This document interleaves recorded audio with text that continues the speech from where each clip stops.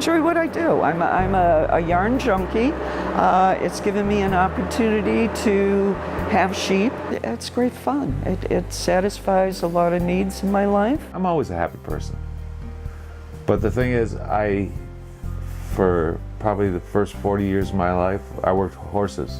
So I've been out of the horse business for 5 years and been here for 3, but it's still kind of a little animal related, you know? So I'm a very animal-oriented person. I kind of picked up machine operating as a kid. I liked it, and I've always done it. It's just a nice job for me. I kind of actually like the wool now. I didn't like it at first. It was kind of just a job at first, but now it's a lot. I've gotten into it, and I like the textures of the fiber. It feels nice. It's just a nice place to work. I worked here because my mother wanted me to come here, and I raise sheep at home, so this is kind of ties in with that. I went on the fiber tour. It's like, I want this job. I want to work here. Just for the sheer love of it. It is a labor of love. I've been doing this for a while. It's different every day. You never know what's going to come in the door. Everyone is positive here. There's a lot of positive energy. We work together as a team. What I'm doing is quality control on the fleeces and the fibers that come through here. So when the fiber comes to me, what I'm looking for is vegetation. I test it for strength. I look for fecal matter and get that pulled out. And I open up that fiber and put it into the machine.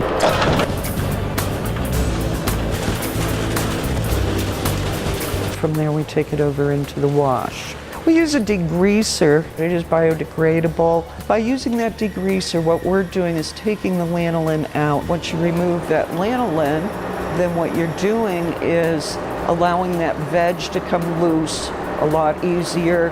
So once that's removed, you're starting to open up those fibers. Once it's washed, we extract out the water, and from there it goes on to racks to air dry. It's a very natural way of doing it so that we're not harming any of the wool. I run the cart, which has a huge hopper. And it goes into the hopper and up a chute, and then goes into another hopper, up another chute, into another hopper that has what they call a spanker paddle, and that kind of packs it, you know. So we have a nice even layer. The cart takes the fiber and it aligns all the fibers in the same direction, and that's where we start our stretching process from there. And when it feeds into the machine, it just picks it up piece by piece, and that's when it comes off in a web that's triangular, and it goes into another feed, and this feed feeds into another machine that takes 1 yard. Every yard that comes into this machine stretches it to 2 yards. So that's our first stretching process right there. I've been working on machines for 10 years now.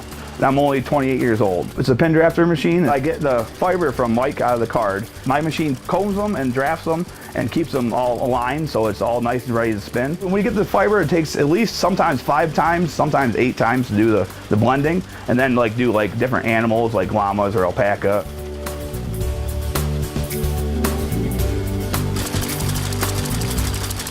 This summer, I was taught how to use the spinning frame. The majority of my job is to take what they call the roving.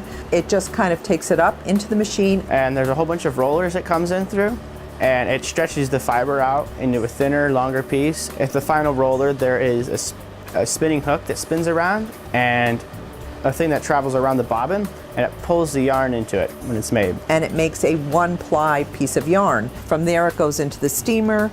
It gets steamed several times so it sets. And from the steamer, it can go to various different places. It can go to the plier, which is a machine that takes the two and it twists them the opposite direction that the spinning frame spins it. The lines are set up so you could have 1, 2, 3, 4 ply of yarn. And that will increase the strength. From there, it can be put on cones, or it can be put into the winder and it's made into skeins of yarn. I want to make sure that the best quality product is getting through, that our weights are consistent, so I do a lot of quality control. I double check to make sure everything is correct on our paperwork, to make sure that our team is aware of what's going on. We care about their product, that we want them to be happy with what they're receiving back from us. At first I was thinking this is going to be like a fill-in job or whatever, but then I started liking the people that I work with, and it's a nice job. Everybody puts their heart into it. Everybody, I mean, that's why everybody likes to come to work. The people here do matter. I mean, I've been here close to 3 years, I think, and it's a tight-knit group. It's wonderful when you're actually working with something that you love. versus just a job. It really just kind of infuses your soul, if you can say it that way. People will stop me in the street and thank me for the quality of product, and that they also tell me that they're going to send their friend here to have their fiber processed.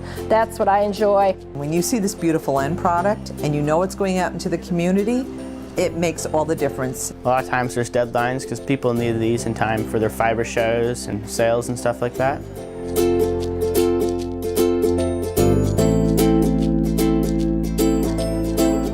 I enjoy seeing the farms come in and the families work together and they bring their fiber in. And they're really counting on you. This is their livelihood. Yes, and it's ours too. That's what we do here. We process fiber.